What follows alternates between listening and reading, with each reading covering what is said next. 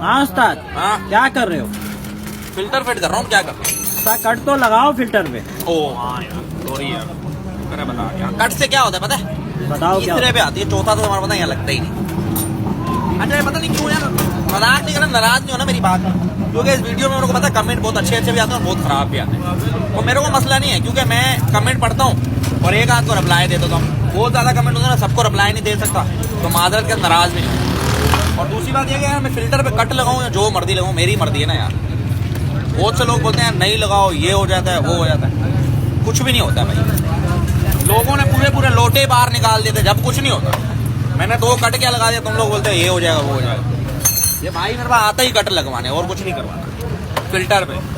तुम क्या समझ, यहाँ पे कट लगाएगा, यहाँ पे नहीं फिल्टर। इस पे मैं लगाऊंगा।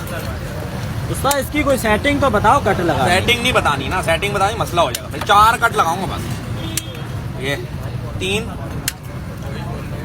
ये 4, 1 2 3 4, सही है भाई। सेटिंग नहीं बताऊंगा, सेटिंग बताएगा मसला हो जाएगा। ऐसे तीसरे पे गाड़ी नहीं आएगी ना अगर सेटिंग बतानी। और टिकटॉक ने करते चलो ओके, तीसरे में तुम 14 पोयों आए, ये तो तुम्हारा डायलॉग है, ये नहीं बोलूंगा वीडियो वायरल नहीं होती।